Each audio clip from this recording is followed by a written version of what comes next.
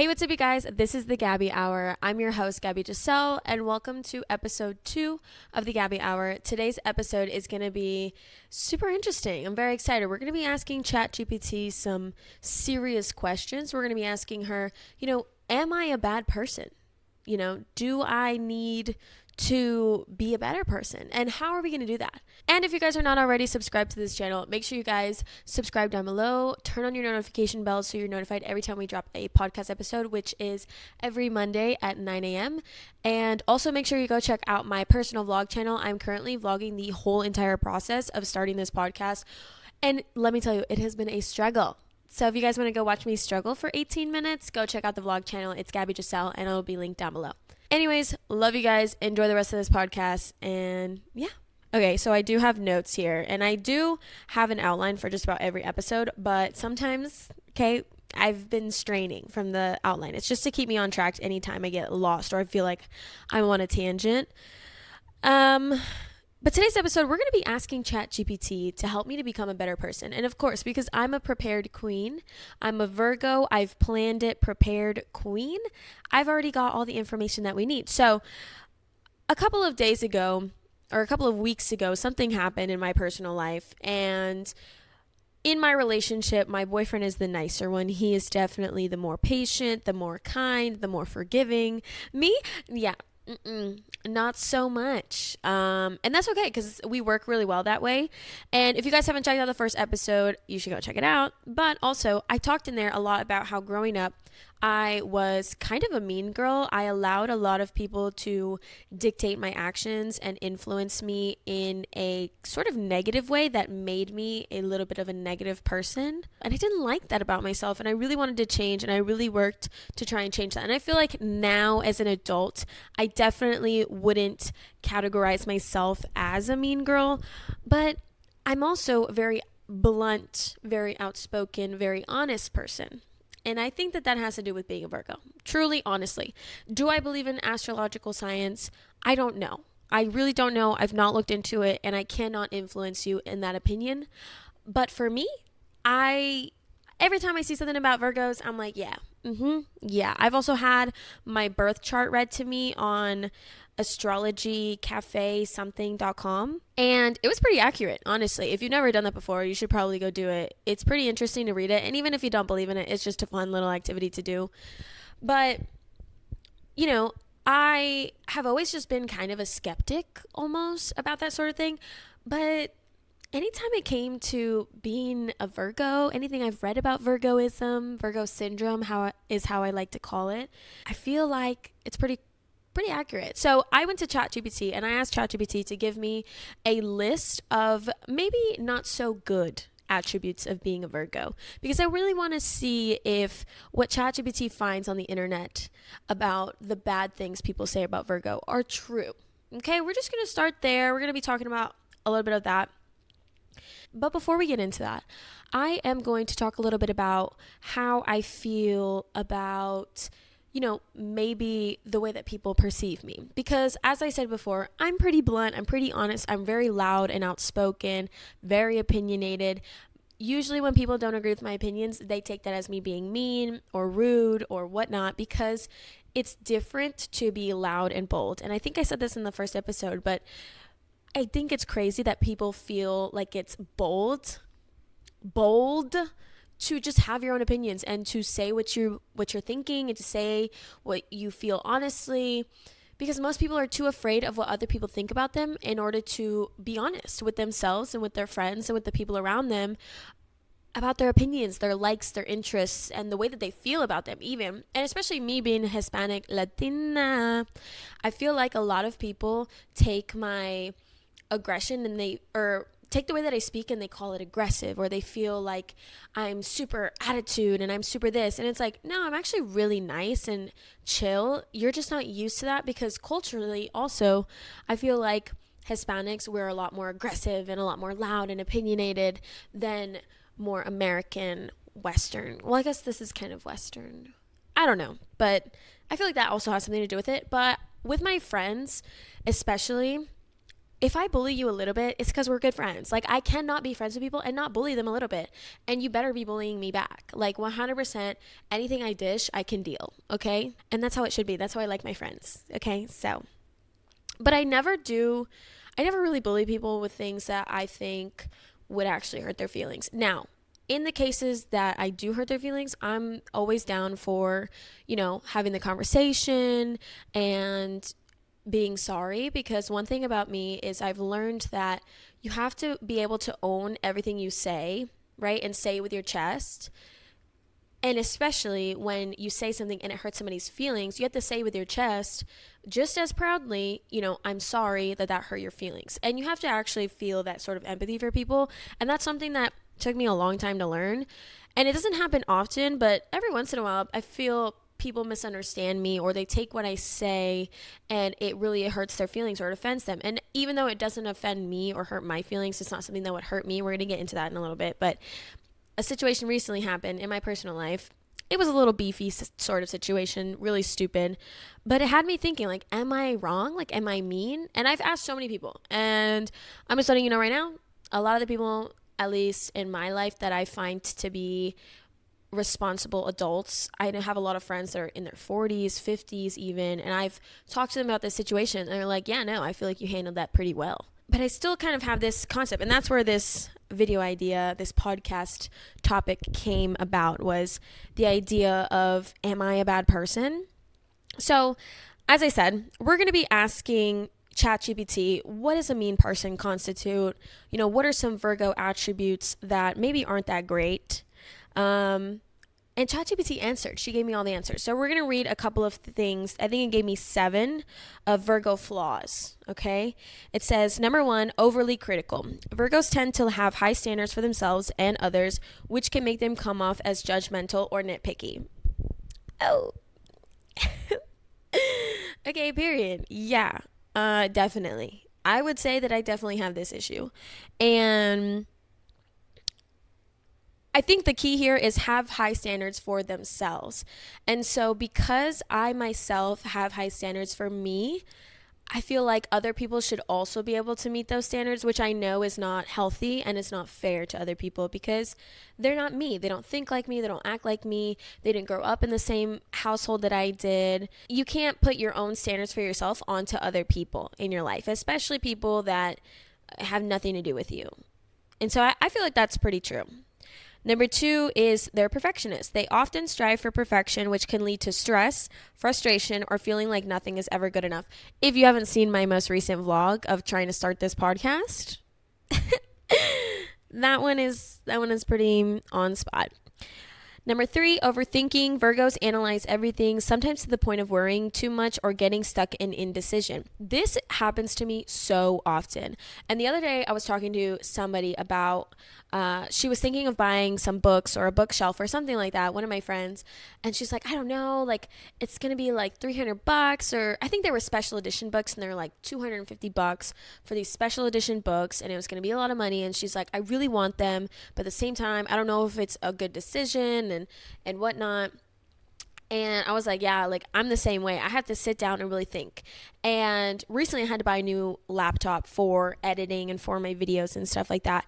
And I was super stressed about deciding what laptop and, should I switch from Apple to a different computer, to Lenovo, or to, not Google. What's the other brand? Microsoft? I don't even know what they are, but I was like sitting there and I'm like watching all these different YouTube videos about like what's the best computer to use and what's the best this, and I'm doing all this research just to make this one decision, when I feel like most people would be like, you know what, I really need a computer and I'm just going to go to the store and ask what their opinion is. Versus me, I'm like, I can't trust one person's opinion. I got to find all the facts. I got to ask chat. I got to ask the internet. I got to do my own research. I've got to watch like 6 different educational YouTube videos about which podcast equipment is the best and matches what computer in order to make the decision which ones I should buy. It took me probably about a week and a half, if not 2 weeks, to actually go and buy it. And I think it's good in a way because you don't make impulsive decisions, but I also feel that it makes it so that nothing is like the more casual things I turn into very serious things. So like for what I want to eat for dinner, I'm like, if my boyfriend is like, what do you want to get for dinner? I'm like, I don't know. What do you want? Because I'm thinking I don't want to choose something that he doesn't want and then he's going to have to eat it because I am making him eat it because he just wants to make me happy because it's so him. Because it's definitely something he would do is just eat something he wasn't in the mood for because I wanted it, which he's sweet for that. But I also want him to have his own opinions and be able to, you know, I want him to be able to determine and have a say in what we're eating for dinner. Do you know what I'm saying? Like, I don't know, but it gives me so much anxiety. And sometimes I'm just like, you decide. But then if he decides, I'm like, oh, but I'm not really in the mood for you. And it's just like, it takes the one small, simple decision to a whole other level. Or if somebody asks me to have last minute plans, oh, it drives me up a wall. Do not invite me to anything without asking me 5 to 7 business days beforehand if I can do that thing, because I usually have a kind of set plan or routine for how my week is going to go. Especially when I was in my planner girl era, I had every day planned by the hour, okay? Every 30 minutes, okay? And it was great, but then when people would ask me to do last minute things, even if my friend is like, hey, you want to go to Barnes & Noble? I love Barnes & Noble. I make time for Barnes & Noble any day of the week, okay? No questions asked. But it stresses me out because then I'm like, wait, I was supposed to go to the gym, and so if I go to Barnes with you, I'm not going to get home until about 5:30, and I really don't want to go to the gym at 5:36 because that's usually the time that it's packed, so I can go with you after the gym, but then I would have to go to the gym as soon as I get home, so I won't have any time to sit and relax before I have to go to the gym. And it's just, I take the smallest things and overthink them until they stress me out. And it kind of sucks the fun out of a lot of things, but I'm learning to kind of just go with the flow a little bit. This is something I've been working on, especially when it comes to this podcast and content creation and all that. I've been learning to just kind of let things happen and try everything out and not get super stressed about the tiny things until maybe later, because it's true. It just kind of makes you stress about things that you don't need to stress about. But that's definitely something I have. Number 4, hard on themselves. Yep. They can be their own worst critics, which can lead to self-doubt and unnecessary pressure.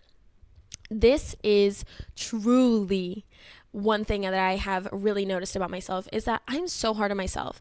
And now I am a advocate for pushing yourself, for, forcing yourself a little bit to get uncomfortable and achieve things, especially for me as somebody who went from being super into fitness after being a hater of fitness and a hater of motivational quotes and motivation this and business people this and the stock bros that. And now, mind you, there's opinions that I have of some of these things that are negative still, and some of that culture, and I would love to talk a little bit more about it in a podcast sometime. But I feel like if I didn't push myself to do these difficult things, right, I would never grow. And so it's hard. It's really hard to find that balance, especially when you are really hard on yourself. And I think that this comes from being very quote unquote invisible child, where it was like I wasn't allowed to make a lot of mistakes and to take up too much of my parents' thoughts.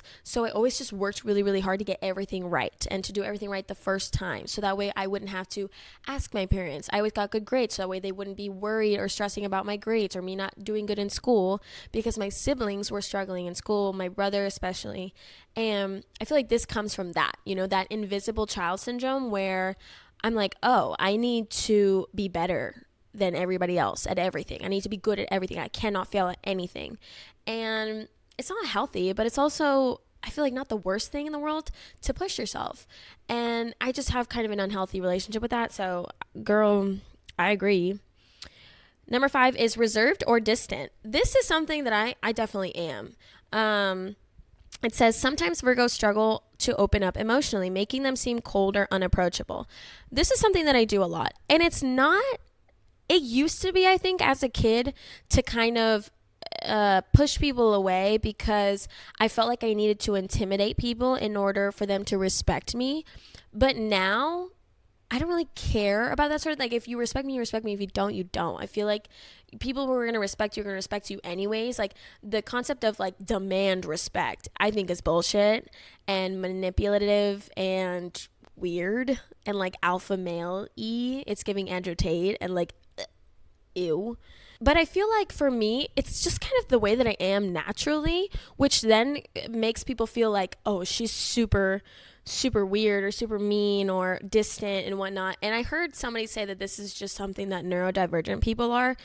I don't know if I'm neurodivergent. I don't want to self-diagnose myself with that. I don't know if that's something you can get diagnosed for, but I had a conversation a couple months ago with one of my friends, and he's older. He's probably like 40. I think he's 41 or something, 40.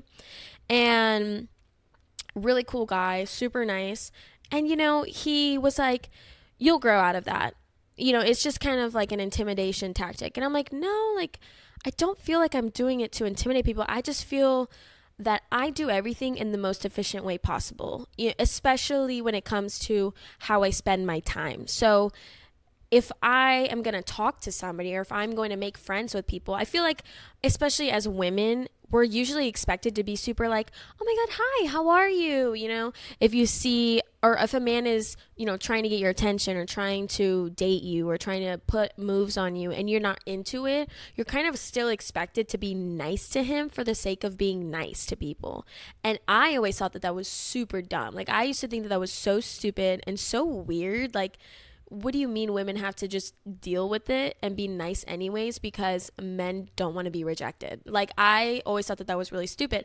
And so for me, it's more of like, I just don't want to waste my time being friends or being overly friendly with people. So that way, every time I see them now, I'm going to get caught in a 20-minute conversation. And it happens to me a lot.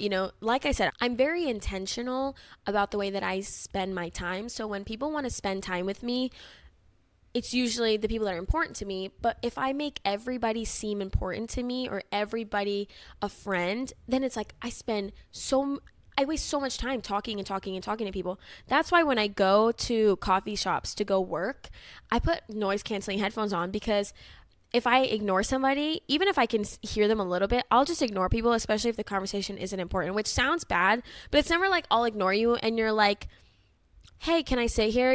But if somebody's like, "Oh, what are you reading?" and I'm sitting there with noise canceling headphones on reading, sometimes I just ignore people, especially if they've been butting into my reading sesh or my editing session and they're like, "Oh, what are you doing?" It's like, dude, you see I'm working, you see I have headphones on, like, please, for the love of God, leave me alone. And it's just because I don't like to waste time having pointless, mundane conversations about the weather and what are you up to recently. It's like, I saw you 2 weeks ago. Life doesn't change that fast.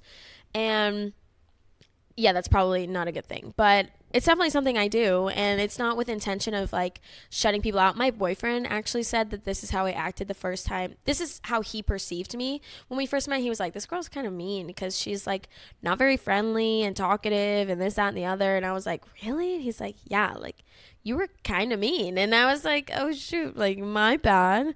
But it ended up working out. We ended up together. We've been together for quite a while now. He's the best. Hey, honey. I know he's going to watch this, but he's been super. So, also, I will say, since uploading the teaser for the first episode and the vlog, everybody, in my life who I enjoy spending time with has been like, "Oh my God, that was so cool. Like, I love it. It looks so funny. Like, I enjoyed it. My friends are commenting and interacting, and I have literally 4 subscribers on my channel right now, and I know they're all my friends, and it's just really, really cool to see the support." So love you guys, but especially my man for being really, really supportive about this whole journey. Love you, queen. Love you. All right, we're almost through here, right? Number 6 is stubborn about their methods. Since they like things a certain way, they might resist advice or different ways of doing things. This happens to me a lot. And I'll tell you where it happens to me. It happens to me in my relationship. So Jake and I moved in together pretty freaking fast. I think probably about a month and a half, maybe 2 months into our relationship, I moved in with him. And when we lived together, when it came to the cleaning and the household chores, Jake paid all the bills in that house. So, I kind of took on the domestic jobs. And at the time, I wasn't working so much and so often. So it wasn't really hard for me. And I enjoyed doing it. Like I do enjoy cleaning. It's one of the things that I do to relax, which I know sounds crazy, but it's just the Virgo syndrome, I promise. But I remember he would try to help me out. And especially when we moved into this house where, we both pay bills and we both are responsible for everything household as well. It was really, really hard because he would do things and he would do them either a little bit wrong or not all the way. And it would frustrate me because, again, invisible child syndrome. Get it right, okay?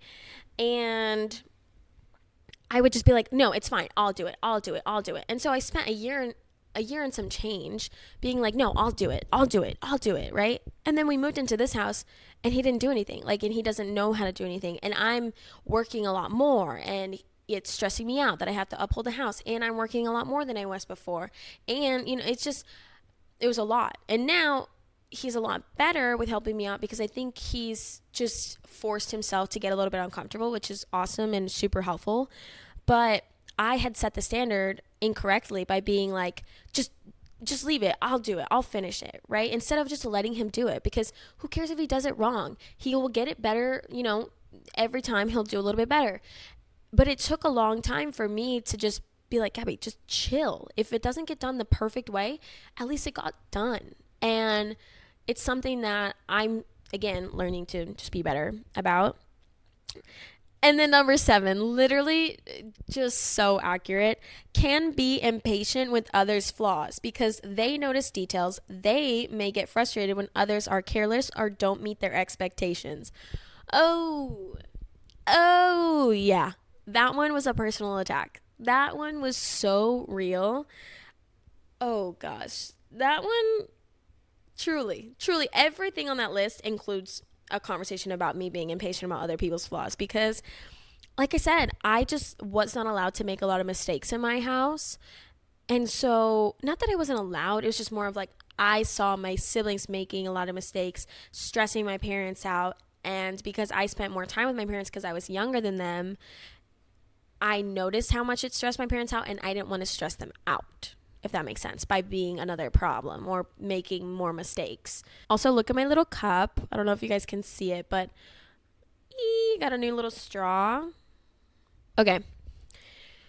So yeah, those are what ChatGPT listed as Virgo flaws. And now, are they accurate? Yes. Did I get my feelings hurt a little bit? Yeah, maybe. And what about it? But those are just Virgo flaws, right? Now, I was like, okay, those are things that are wrong with Virgos. And I relate to a lot of those things.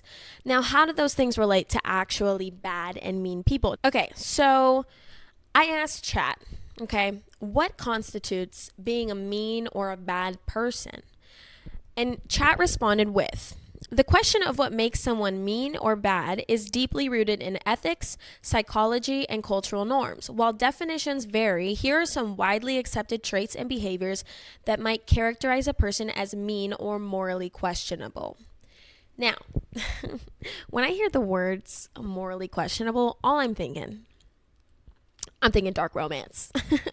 I'm thinking Rhysand, okay? I'm thinking Hades.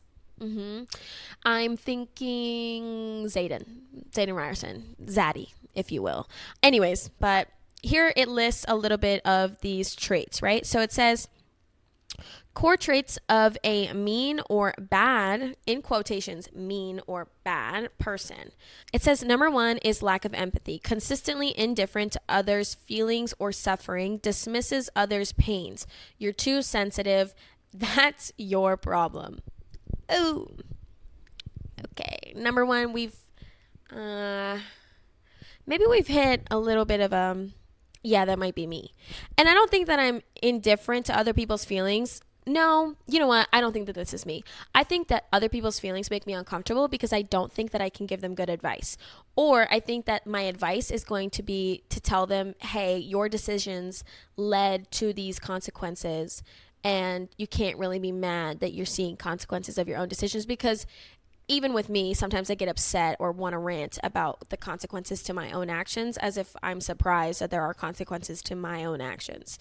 And I don't think that I'm indifferent to people's feelings or suffering. It's just, or that I lack empathy, because I do feel empathy for a lot of people. But I am, again, very critical and can see that, hey, you might be feeling like this thing that happened to you, but it's not happening to you. You did these things and this is the result. Oh, like, I am really upset that I got fired. But it's like, you showed up late every single day and you showed up reeking of, marijuana and not necessarily showing up presentable to work. Like, what else did you expect? Or sometimes people just complain about anything that is a consequence to their own actions. Like, I'm so bloated and I feel like shit and I've gained so much weight. And it's like, okay, yeah, but you can move forward from this. It just takes making the right decision. So I feel like it's not that I lack empathy. I feel that I'm very solution driven. And so when people rant to me about their feelings and emotions and suffering, I feel the need to give them a solution. But I'm learning that not all people want a solution. And I myself don't want to rant about things and have people be like, well, maybe if you didn't do this, or maybe if you did this, it would go better. Or this is just a consequence of your own action. I just sometimes want people to listen to me. And I'm learning to be a little bit better about listening. But I don't think that I lack empathy. So we're winning so far. So number 1 out of 7, I wouldn't say that I have a lack of empathy. Truly. Because when it comes to especially very serious things that sometimes aren't people's fault, like losing somebody or addiction or certain serious topics like that, I have a lot of empathy. It just also depends on how close we are, if I'm going to sit there and want to listen to your problems. And like I said, it's more of just this concept of, I don't like wasting a lot of my energy or time. Anyways, moving on. Number 2 is intentional harm. Deliberately hurts others physically, emotionally, or socially for personal gain, amusement, or no reason at all.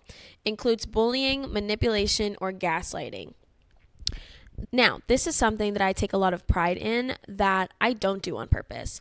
If somebody sits me down and is like, hey, you said this about me and it really hurt my feelings, I'm not going to argue with you, because I understand that the way that I say things sometimes is very blunt and honest and to the point and opinionated. And there's not a lot of room for the fluff. And sometimes people take what I say and they take it in a very negative connotation, because it's super contrast or contrarian to what they're used to. If somebody comes to me and says, oh, I'm going through a really tough time financially and this, that, and the other, and I'm like, well, man, we're all going through it. Some people will take that as like, stop complaining, you're so annoying, everybody's going through something. But what I really just mean is, hey, everybody's going through some stuff, that sucks. But maybe that person is used to people being like, oh, really? Like, I'm so sorry, is there anything I can do? Whereas I'm just like, yeah, everybody's struggling. And it's not that I'm diminishing their complaint or their feeling or their experience, but it's more of just like literally what I said. So I wouldn't say that I do this. I did used to bully people, like I said in middle school in the last episode. I used to be a big bully, but I don't think that I'm a big bully now. I think that with my friends, I can kind of giggle and make fun of them, and we can have a funny conversation. I love it when I have a group of friends that is really close and we can kind of dog on one person in the group, and we just kind of take turns dogging on somebody in the group. Like, I get dogged on all the time for being kind of slow with things, especially math, but also sometimes I don't get the joke, or sometimes I don't get the reference because my brain is just like, what? Computing. So I feel like that in that instance, sometimes I am the joke of the friend group, where people are like, it's fine, Gabby, you're just a little bit slow, and that's okay. But I don't do that anymore. I don't really bully people. I don't gaslight people. And I definitely don't manipulate people. I don't know how to do that. I'm a bad liar, which is why I was a really shitty actor. But yeah, no, I don't know. Number 3 is chronic dishonesty. Chronic dishonesty is kind of a slay. Like that. Wait, hold on. Not like that it's good to be a liar, but what I'm saying is that saying chronic dishonesty, you know how many men are chronically dishonest? And you know how many men I could have looked in the eyes and been like, you have chronic dishonesty. Oh, I could have read them for filth. I'm going to put that one in the vault. Okay, ready? Beep, beep. It's locked in there. All right. Okay. So it says lies, cheats, or steals without remorse. Oh, sounds like some of my exes. Exploits others without guilt. Using people for money or status. Sounds like some people I used to be friends with. Truly, honestly. I don't think I fall in this category. When I was in middle school and high school, I would lie that I had like boyfriends or something. I did have a boyfriend in middle school that literally went to another school. I met him on Instagram, and his username was like a monkey boy, like 2-1. I don't know. It's like some random little white boy who went to a middle school like a couple minutes from where I went to middle school, and he only had like 2 pictures up on his account, and he asked me to be his girlfriend, and I said yes. And nobody believed me because my boyfriend went to another school and he had an Instagram page that was private and also didn't have a lot of pictures on it, so they thought I was lying. And I wasn't. I swear I wasn't. I swear. My boyfriend in middle school went to a different school, okay? Gosh. All right. Number 4, narcissism and entitlement. Believes they're superior, acts. Okay. I am superior. Am I a narcissist? I don't know. Am I a narcissist? Do I need to go to therapy? Yeah, probably. But I don't think I'm a narcissist. Well,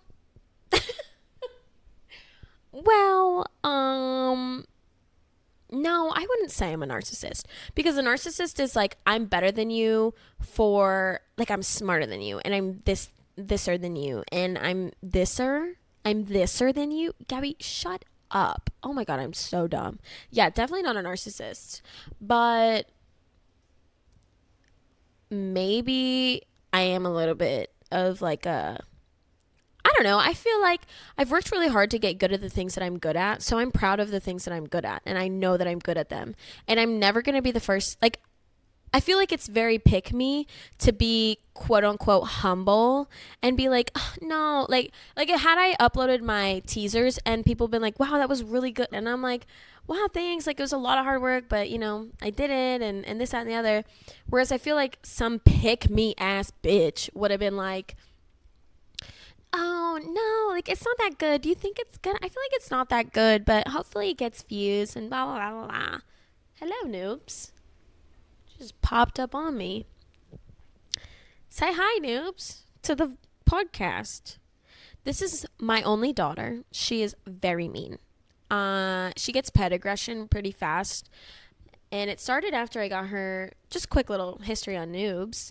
She used to be super sweet and cuddly, but after she got spayed, she came back kind of mean. And I don't know if they like traumatized her, but now she gets pet aggression pretty fast. Like, I can't pet her underneath. You guys see the tail wagging? That's her letting me know that she doesn't like that. So I got to stay where she can see me, and she doesn't mind that, but she's not a big below the neck kind of girl. Hello. Are you okay? All right. She's just going to hang out with us for now. Yeah, I don't know. I also don't like the concept of like, be humble about the things that you've worked really, really hard for. I think it's a good thing to say, hell yeah, I'm good at that. I've worked my ass off for it. I deserve that. And I deserve the praise for it because I have put in the time and the hours. And, you know, I used to be this way with my business. I used to, when people would ask me what I do, I'd be like, oh, I work at a smoothie bar. I work at a protein shake shop. And people would be like, oh, that's super cool. Instead of me being like, oh, I own, because I was scared that people would feel like I was not humble or that I was conceited or that I was bragging. And it's like, hell yeah, you're 20 years old and you're running your business. You deserve praise for being open. After I made it a year, and people would be like, oh, really? Like, your business. I started to tell people after about a year that we were open of like, oh, yeah, you know, I'm a business owner, blah, blah, blah. And people would be like, oh, really? Like, how long have you been open? Thinking that I'm going to say less than a year. or a month, I would be like, oh, we've been open for a year. And people would immediately be like, wow, that's so awesome. Once I made it to 2-3 years, people would be like, that's insane. That's so impressive. And you're so young. And, most restaurants and businesses fail in the first year and this, that, and the other. And after about 2.5, 3 years, I started to be, especially in the last year, being like, hell yeah, man. It just takes a lot of work, but it's worth it. I work my butt off every single day. So I don't agree with this whole be humble thing, as if it's not a good thing to be proud of your achievements and the things that you work your ass off for. I think consistency is enough work to be proud of and to call yourself successful. I think you can't call yourself successful if you say, oh, I'm a vlogger and you've posted one video in the last 6 months. You're not a vlogger and you're not successful at it. But I think that if in the last 6 months you've posted at least twice a month, you're a successful vlogger.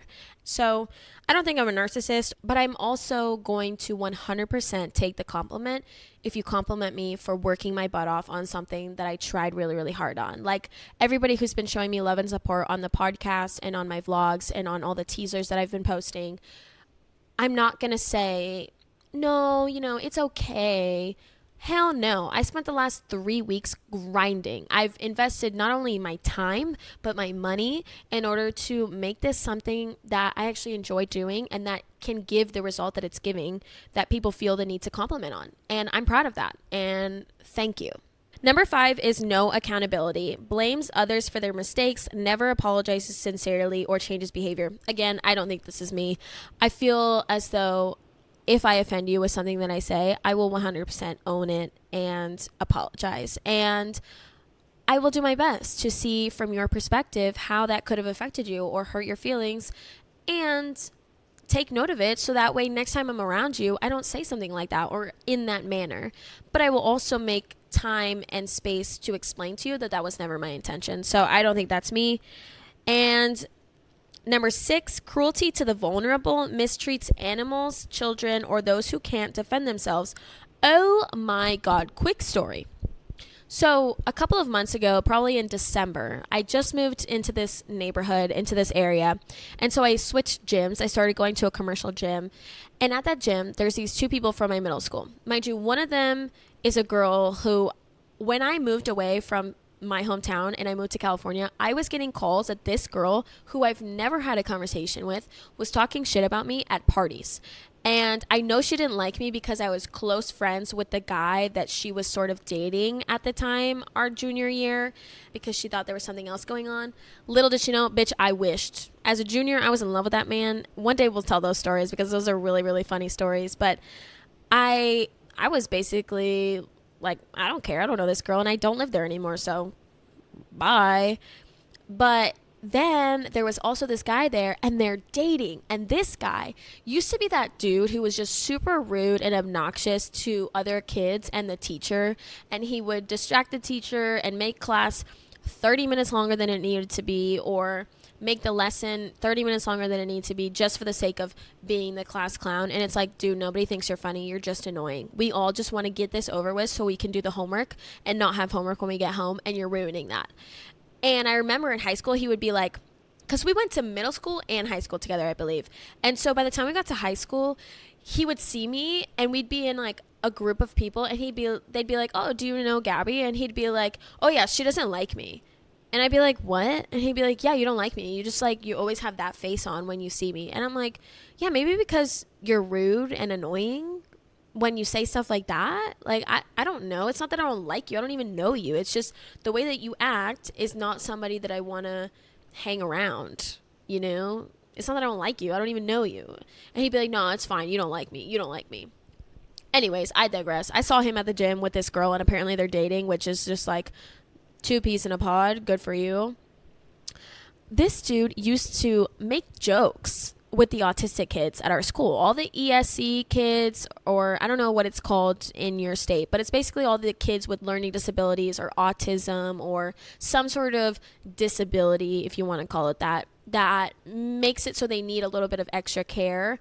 And so they have special classes where they get a lot more attention and care, right? Now, these kids, usually the sweetest, the kindest, the most unproblematic, patient kids, and he would have them go off and say inappropriate things so that they could get in trouble. He would make fun of them. He would grab them by the back of the backpack and like pull them backwards. And I remember seeing that and being like, dude, it's not funny. Like, you pick on somebody literally your own size. You're crazy. But yeah, no, I definitely wouldn't do that. I love animals. Do I like children that much? No, not really. But I definitely wouldn't be cruel to children. And I think as I get older, I like children more and more. I used to be a big baby hater. I used to be like, babies are ugly.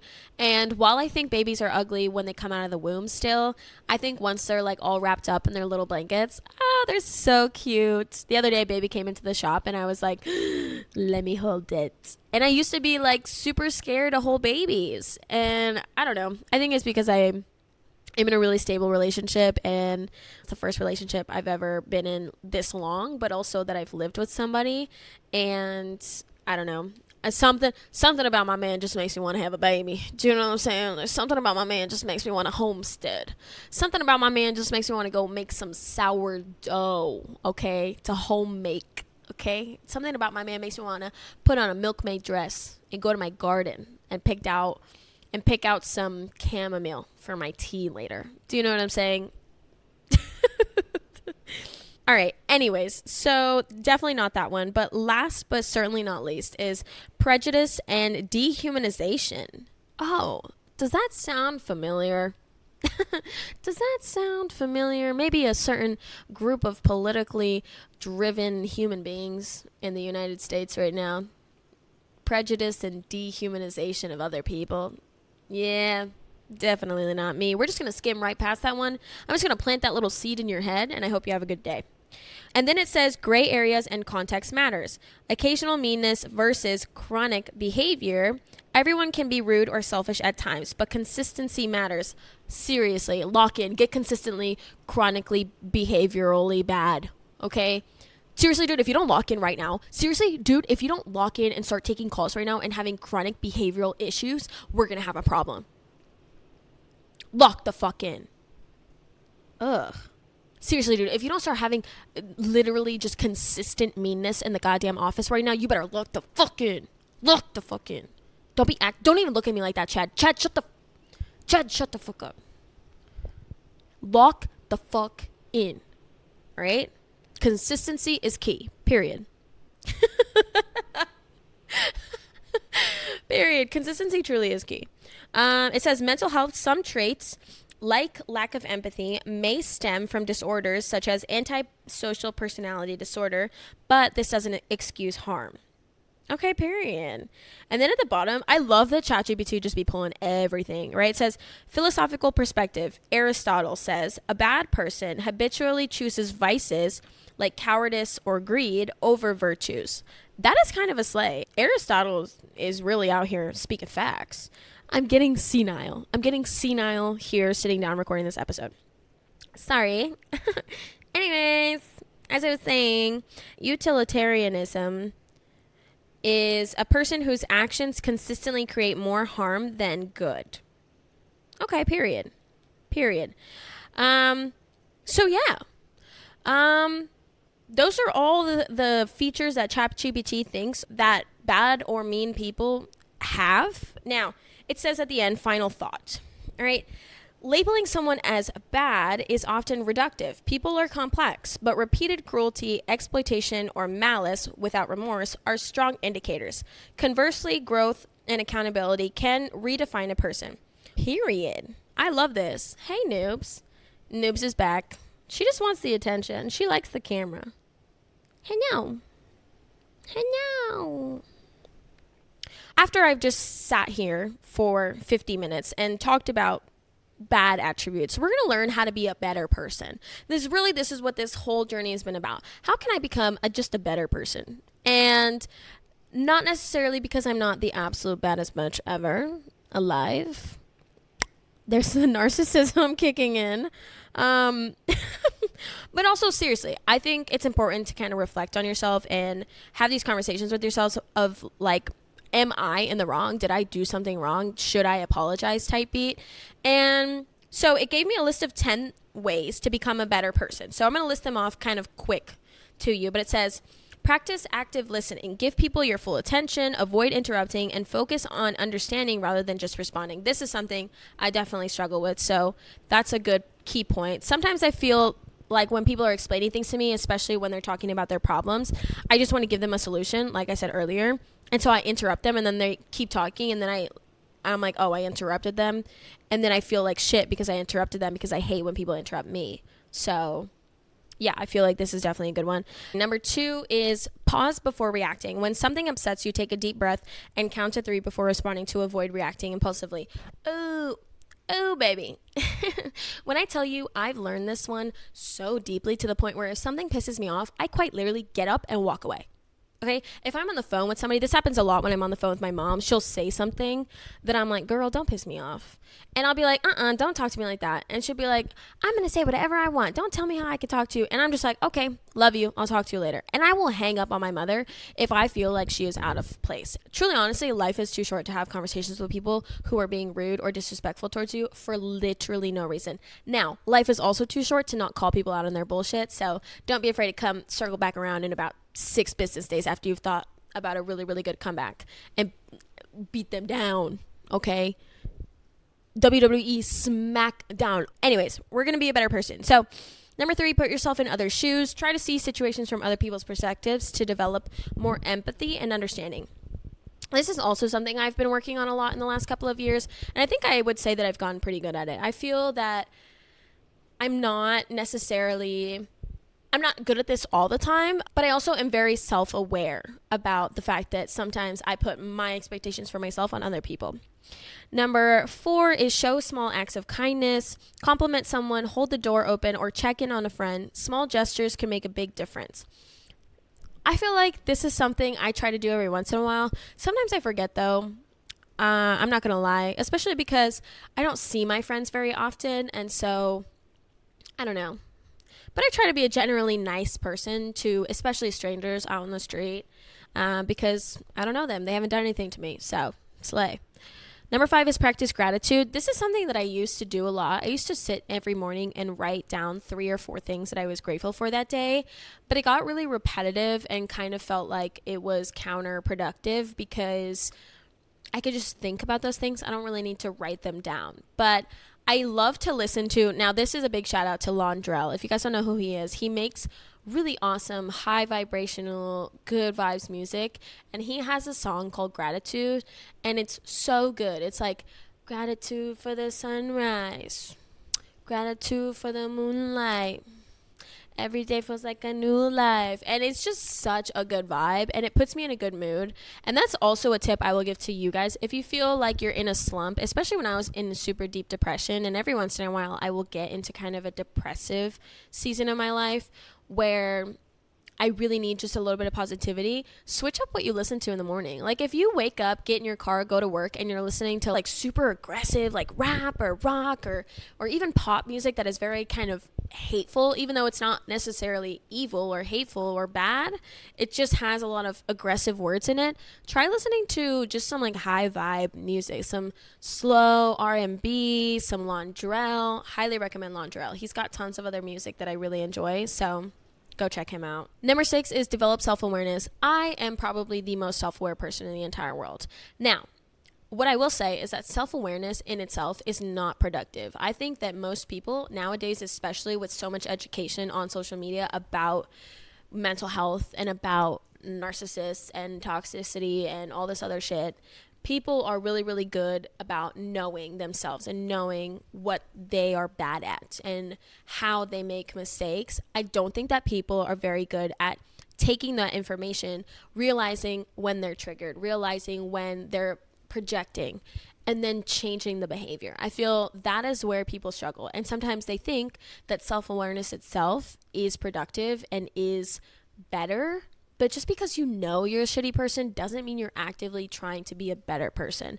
And that's a mistake that I made, especially when I was in high school trying to be a better person and be nicer to my friends, because I felt that me just knowing that I was being a bad person was enough to make me a better person. But it wasn't. So that's my take on that one. Number 7 is speak kindly even when it's hard. Ooh. This one is something I struggle with because I'm a very honest, very straight up, very serious person. I don't like to sugarcoat. You want to know why? Because I never received sugarcoat treatment from my parents. And so I find it very, very hard to sugarcoat for other people, especially grown ass adults. I feel that sometimes we can be frustrated with people, or like the example I used earlier, where people complain about their problems and your thought process is, dude, you did this to yourself. These are just the consequences to your own actions. Instead of saying that, you could be like, well, why do you think that they would do that to you? Or why do you think that you would get fired? Well, I don't know. Sometimes I show up late, and it's like, okay, well then, maybe you just need to do better about that, and that way this won't happen again. And that's a better way to say it than being like, well, you got fired because you show up late every day. Because one of those things has empathy for the other person and their problems and their issues that they're sitting there explaining to you, which is a really vulnerable thing for somebody else to do. And the other one is just you being blunt for the sake of being blunt and lacking empathy. And I have been guilty of that. So definitely a good one. Number 8 is set realistic expectations. Understand that things and people won't always go as you want, and that's okay. Learning to let go helps with patience. Oh, baby. Oh, baby. Oh. Yeah. Here's the thing. I set realistic expectations every day.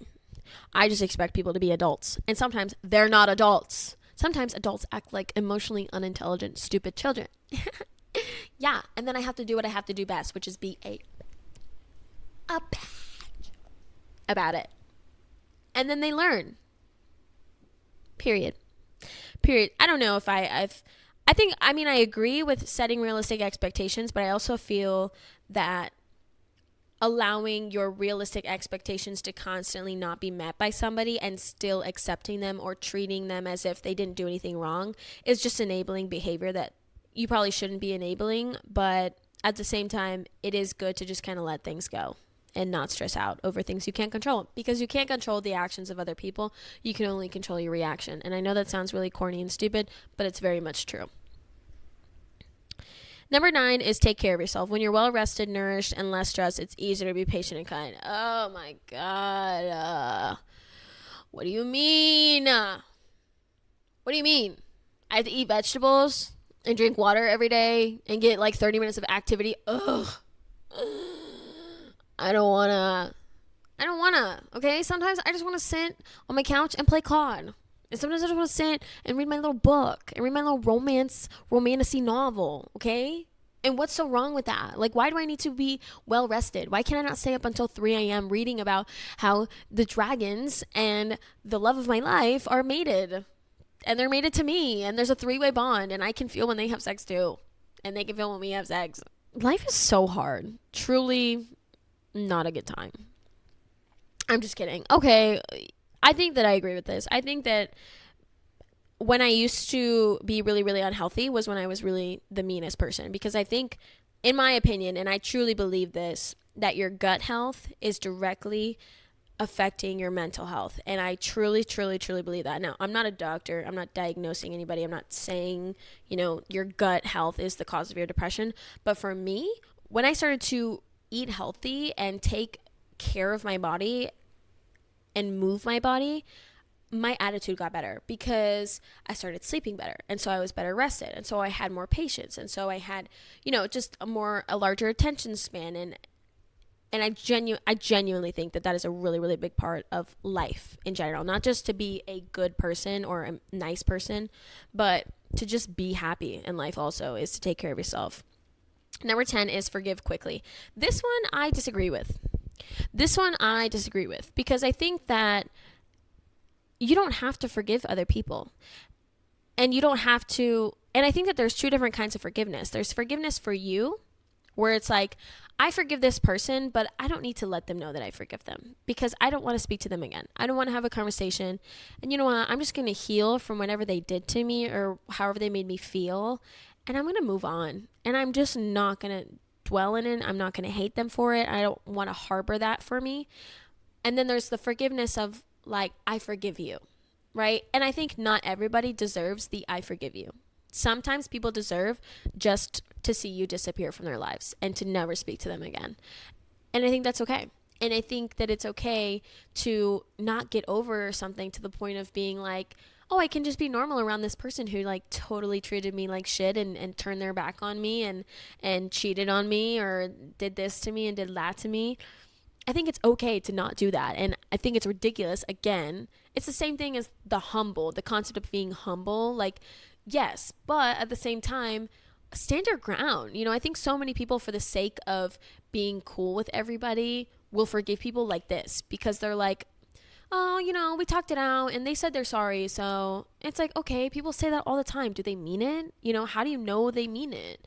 So I don't think I agree with that one completely, but I think it's more of like, forgive them for you, because that's really all that matters. When you forgive people outwardly and let them know that they're forgiven, all that does is confirm in their head that they're not a bad person because they did their job, right? They did their due diligence and making sure like, oh, I'm really sorry what I said hurt your feelings. Like, will you forgive me?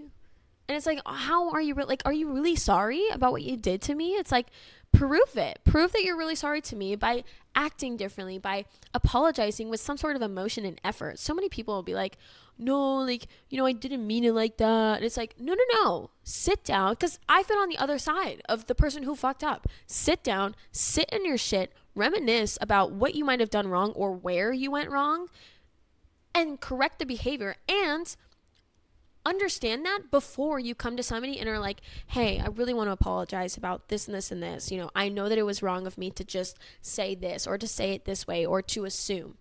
But I hope that you can find it in you to forgive me so that we can continue to be friends. And I promise I'll do my best to work on it. And I've had that conversation with a handful of people in my life, enough to know that when people apologize to me and it's disingenuous or just a load of bullshit so that they can feel forgiven or good about themselves, and I don't want to forgive you, and fuck you. Okay? Fuck you. Right? All right. So those were the 10 ways to become a better person. Are you feeling like a better person at the end of this? Are you feeling like a better you? The best version of myself. So a little bit of like a final thought, am I a bad person? I think I've come to the conclusion today, according to ChatGPT, that I am not a bad person. And I think that most people are not bad people. I think that good people do bad things sometimes. And I think that good people make mistakes. And there are a very small handful of actions or things that people can do to other people or a group of people that maybe are, like I said, unforgivable or undeserving of, hey, you're a good person. Maybe if you made up a rumor about your friend and spilled it to somebody else, or spilled your friend's secret, right? Your friend finds out and, they just block you. They don't ever speak to you again. They don't ever come around again. They don't answer your calls again. They don't want to hang out with you again. That's their right? But I don't think that makes you a bad person, because you can just seriously feel horrible about it and really reflect. And like I said, come up with a solution and understand that you need to learn from that. Why did I feel the need to spill my friend's personal business? Oh, was it because I wanted attention from so-and-so person by giving them this tea? Is it because I wanted the approval of the person that I told it to? Is it because I wanted in with that person? It's like, there's always a reason for your behavior. You just really need to dig deep and leave that person alone. You've screwed them over. You hurt them. It's their right to just walk away from you. And you don't have to say anything else, because if they really wanted to hear what you had to say, then they would ask. And as long as you've done your due diligence to try and apologize, if they don't want to accept it, then that's their prerogative and they don't have to. And you should just fuck off and go find new friends and try not to be such a piece of shit friend to them. And I'm learning that a lot, because a lot of where my depression and my low self-esteem stemmed from, especially at a really young age, was from feeling like I was a bad person, or like I've done bad things and I don't deserve kindness or happiness or love or affection. And that can be really, really damaging. And it was for me. And so I don't think I'm a bad person, but I also don't think that most people are. I think some people are, but not most. Can I be a little bit mean and insensitive sometimes? Yeah. And I think that that's just being human. And I'm never that way intentionally. And I'm working on it. I think the biggest takeaway is that I'm working on all of these things that sometimes make me feel like I'm not the best version of myself, or that I'm not acting in the most kind or pure-hearted ways that I probably should. And that's okay. This episode kind of turned into serious. I thought it'd be really, really funny to read what ChatGPT had to say, but it was kind of really, really good advice.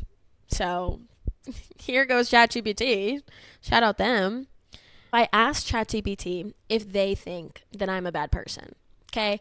Chat said, mind you, I have my chat set to the Juniper girl, so it's like the sweetest voice in the whole world. It says, "No, Gabby, I don't think you're a bad person at all. From everything we've talked about, you're someone who cares about self-improvement, helping others with their health and fitness, and building something meaningful with your businesses and podcasts. You're also actively working on being kinder and more patient, which shows a lot of self-awareness. If something is making you feel this way, I'm here to talk about it. What's on your mind?" Like, okay, Juniper, do you want to be my best friend? Do you want to be my maid of honor at my wedding? Do you want to be my mother? I don't know. Like, I'm about to make best friends with ChatGPT, and I think everybody should be nice to their ChatGPT, because then your ChatGPT robot called Juniper will say nice, sweet things to you like this. Like, you don't think I'm a bad person? That was so sweet. I am in love with my ChatGPT robot. No, well, maybe in a friendly way, of course. Alrighty. But yeah, that's pretty much all I have to say on the topic of, am I a bad person? Are you a bad person? And let me know. Go ahead and open that ChatGPT app and ask. Ask her. Ask him. However you have your little ChatGPT robot set up. Ask him. Am I a bad person? What do you think? If you guys are new here and this is your first time checking out the podcast, thank you so much for watching. If you have not seen the first episode, go ahead and check it out. By the time this comes out, it will be out. New episodes are out every single Monday at 9 a.m., so go check those out. Turn on the notification bell if you are not already subscribed. Make sure you subscribe. Like this video, comment down below, and we're going to end this video with this little segment I like to call Yuck and Yum, which basically means I'm going to give you guys some of my yucks of the week and some of my yums of this week. So first yuck is mushroom on pizza. Why? Why would you take such a delicious, yummy treat and make it nasty? I don't like it. I don't want it. I don't want to be a part of it. The other day I was at a function, not really a function, but I was out somewhere, and at this function, there was like free pizza just sitting out. I went to go grab a slice, and guess what? There's mushroom. Why would there be mushroom on this pizza? You just ruined my day. I was so excited to have this free slice of pizza, and there's mushroom on it. Like, why? Why? And guess what? That pizza was the last one left. You want to know why? Because nobody wanted to eat that, because it's gross. I digress. My second yum of this week also has to do with food. Food delivery services. I don't know why. Why do we all spend double, if not triple the money on the same plate of food on DoorDash and Uber Eats? Because I'm going to tell you right now, there is nothing enjoyable about the experience. Oh, you mean I have to pay twice the amount for the same food, except it's going to come probably shook around and spilled, missing an item, missing something completely wrong, cold. And on top of that, I had to tip the person for bringing me food from a restaurant 30 minutes down the street in an hour and a half. Like, why? Why? I don't know. It's just not for me. It's just not for me. So my yum of this week is just this one book. It is Heartless Hunter. I am a little bit farther than where this bookmark is, but this is so freaking good. I'm enjoying it. For all my romanticy girlies, you're going to love Gideon. Okay? You're going to love Gideon. And I think you should go into this without knowing anything about it. So I'm not going to tell you anything about it, but just know it's so good. It's so freaking good. So you should definitely read this. And yeah, so make sure you guys check out the vlog channel. Go see the process of me starting this podcast, and make sure you subscribe. And I will see you guys next Monday at 9 a.m. for another episode of The Gabby Hour. Bye.